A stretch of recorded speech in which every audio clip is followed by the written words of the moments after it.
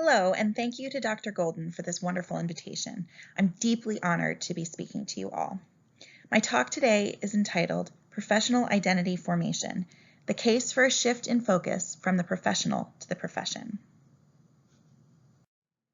I have no conflicts of interest and nothing to declare, but I do have a small, non-standard disclaimer as well. This is my first virtual keynote, so please bear with me.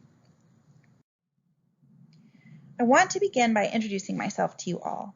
I tried to pick the most recent picture I had of myself not wearing a mask.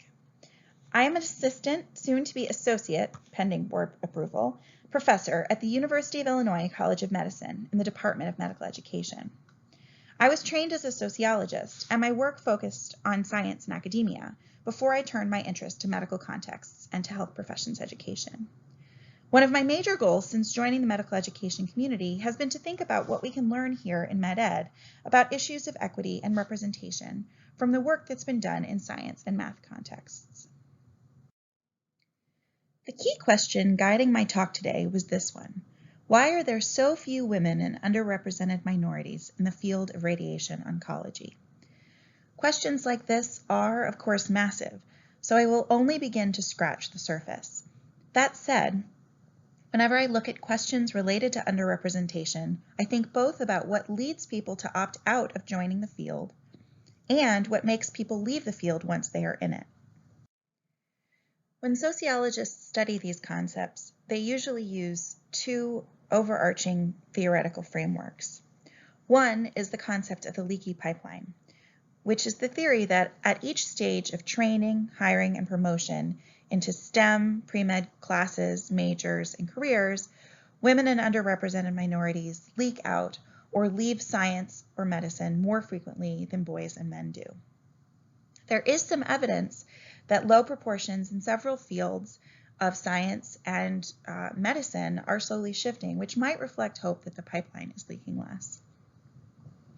The concept of the chilly climate is one that explores how sexist, racist, or otherwise biased and isolating behaviors in the laboratory, in the clinic, in departmental and in administrative levels, as well as inequities in workload, recognition, and pay, can create disadvantages for members of marginalized groups. Here in medical education, one of the theories most commonly alluded to when talking about specialties and issues related to specialties is the theory of professional identity formation. It's also one of the ones we have really started to incorporate into our undergraduate medical curricula. And so I wanted to think about whether or not the theory of professional identity formation might provide some additional insight beyond some of the more traditional theories we usually use to examine these questions. So what is the theory of professional identity formation? There are dozens of definitions, but just to take a couple of the most common, professional identity formation is the foundational process one experiences during the transformation from layperson to physician, or it's the process through which people develop a professional identity. For those who are more visual, here are a few pictorial representations of the construct. Holden et al. Has shown us that professional identity formation is a combination of professionalism, identity, development, and formation, while Cruz et al. Depict a complex model that show a bunch of factors that lead into socialization, which in turn contributes to personal and professional identities. What's key here, though, is that these models demonstrate the importance of an individual's identity. However, as useful as the concept of professional identity formation can be, rather than focus on an individual's professional identity, I argue that instead we should focus on the identity of the profession.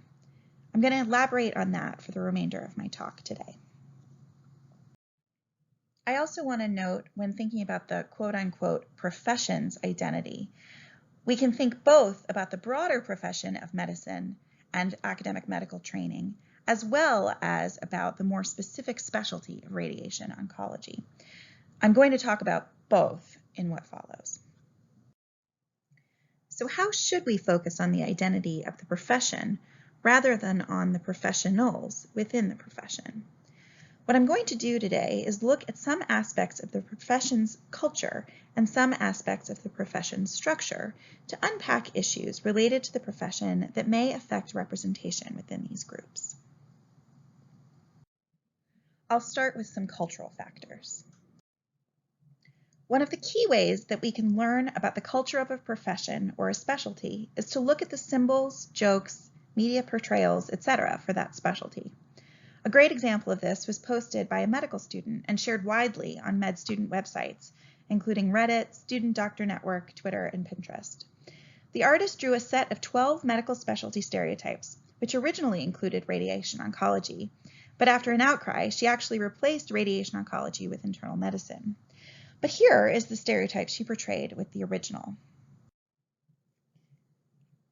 I have to say that the first time I saw this, one of the things that I found most notable was that the stereotype of radiation oncology is actually that there really isn't one. People don't know much about radiation oncology. And that, in and of itself, is a fascinating issue and a concern in terms of bringing people into the field, particularly bringing people in who are members of marginalized groups.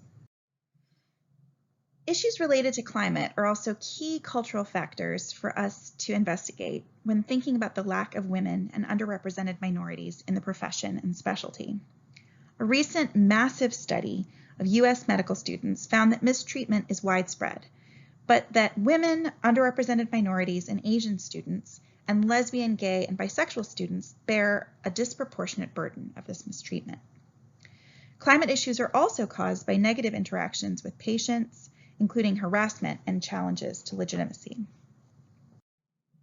Women physicians and physicians of color frequently face challenges by both patients and their colleagues related to their authority and legitimacy as physicians. There are dozens of visceral images of this sort of thing on the web. I've picked out a couple for you here.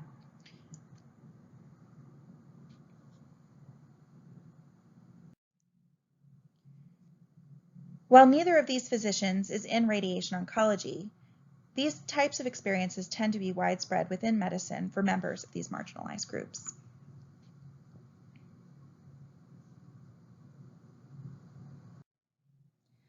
Another major issue related to culture, and one that I've spent a large part of my career exploring, relates to representation within the field.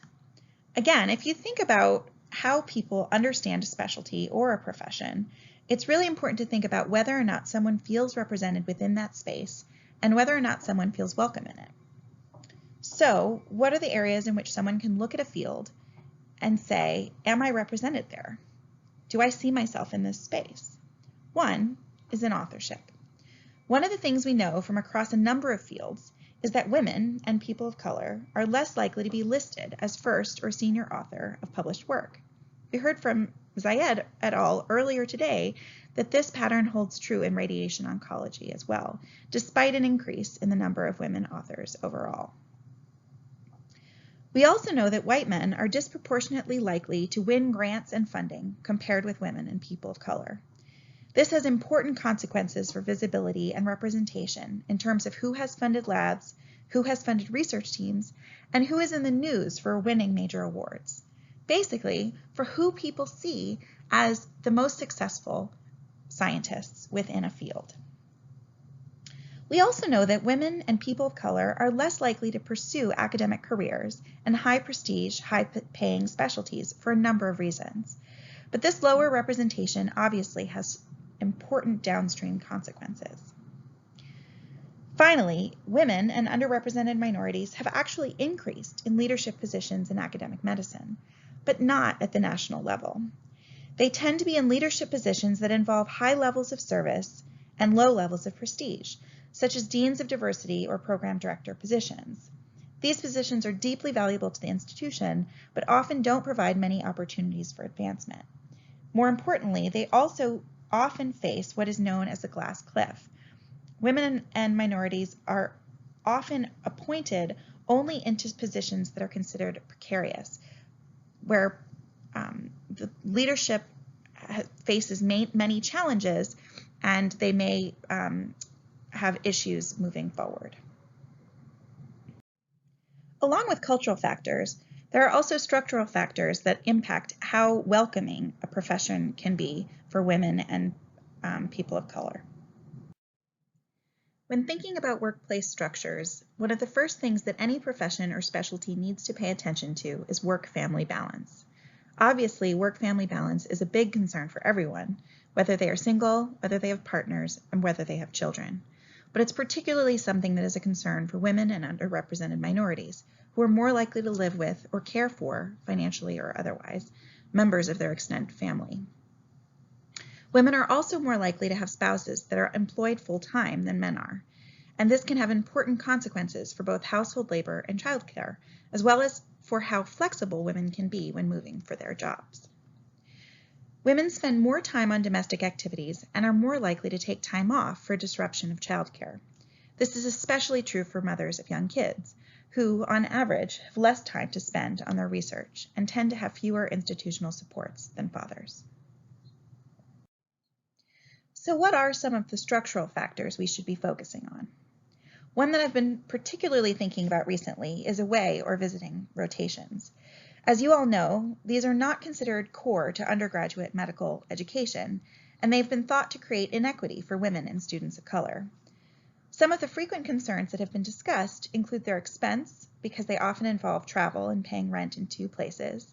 They can create challenges for family if they have children, partners, or extended family that they care for, and they can create extra emotional pressure. There's been a lot written about the pressure of needing to be on all the time during your so-called audition rotations, all at the same time as you're away from your traditional home support. This is all not to mention the extra areas of inequity that may be added related to COVID. I'm not going to touch on those right now, but one that's been raised is that due to different regional responses to the pandemic, away rotations will become a variable resource. Some students from certain parts of the country will have them, while some will not. Another major structural factor that should be taken into account relates to the timeline for trainees. Here I've posted a pretty common US-based timeline for medical students. What you can see is that there is a pretty big cluster of things that students need to do early on in the beginning of their fourth year. This includes preparing their application for ERAS, taking their career rotations and away rotations, and taking their board exams. This pressure may well be a major deterrent for students entering specialties with particularly stringent expectations or tight timelines. Finally, other issues related to structure have to do with how policies and rewards are differentially provided within academic medical systems in our profession.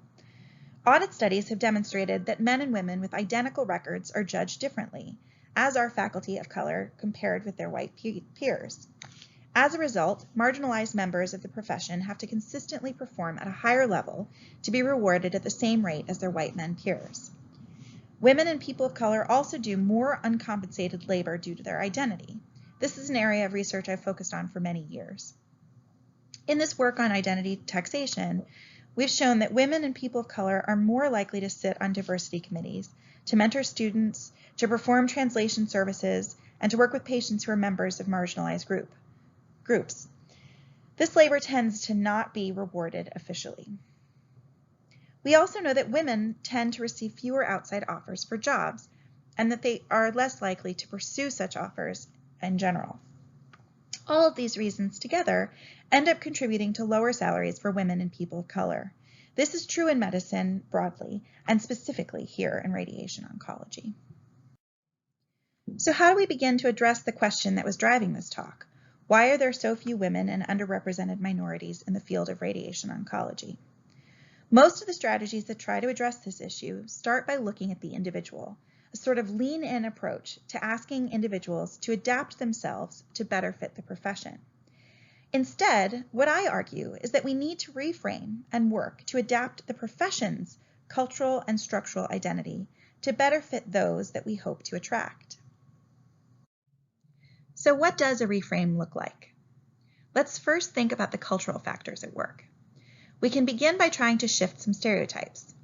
As we heard earlier today, one thing we need to do is increase exposure to the specialty so that stereotypes about radiation oncology are no longer this empty room, but actually include some knowledge about what radiation oncology looks like, and that it's actually a vibrant and important field. We also need to improve the climate, shift the culture to provide support to trainees and clinicians who experience patient abuse, as well as mistreatment from their superiors. While we know that women and physicians of color face issues of legitimacy across all medical specialties, it's worth thinking about how imagery within radiation oncology could be used to continue to solidify and normalize diversity within our community. We also need to work to increase representation at a variety of levels so that people who are marginalized can see themselves in this field. This would involve an increase in representation on committees and in leadership. This is important not only so that women and underrepresented minorities can see themselves represented in those spaces, but also because there's evidence that increasing diversity in leadership teams helps to increase overall diversity through subsequent policymaking and hiring. We know that double-blind review also increases the number of women and people of color who receive authorship, particularly high-profile authorship. In fact, we heard a talk about that earlier today. We also need to change policies and structures to support membership by marginalized groups. So, speaking of structure, what does a structural reframe look like? We need to start by rethinking undergraduate medical education training models. This might mean shifting exposure to radiation oncology earlier in the timeline, again, making people actually know what the field is and the opportunities that are available. It may also be rethinking the emphasis on away or visiting rotations. This may be particularly important this year due to the pandemic. We also need to think more carefully about our reward structures. We need to think about modifying our search procedures and potentially eliminate outside offers as an opportunity for boosting salaries. Another important solution, though it's one I've received the most pushback on in medical education, is fixing terms for department heads or chairs. This concept has actually been promoted by some of the fantastic scholars here in radiation oncology as well. This sort of change is paramount for shifting the culture because there is strong evidence that frequently rotating leadership contributes to improvements in both diversity and in the likelihood of shifting cultural and structural norms. Finally, we need to be thoughtful about how much extra service we ask of women and people of color, or we need to modify our standards for promotion. In other words, we need to pay attention to the identity taxation that exists, and we need to value the work that they do. This may mean rethinking award requirements or promotion metrics. So, in sum, my goal today was to shift our focus away from professional identity formation to focus on reforming or reframing the identity of the profession itself. With this lens, I hope that we will all continue to make strides in making radiation oncology a welcoming specialty and a profession that women and underrepresented minorities will want to join and stick with. Thank you so much for your attention and your forbearance. I'm going to stick around now to answer questions, but if there are any that I don't get to, please feel free to send me questions at my email address here.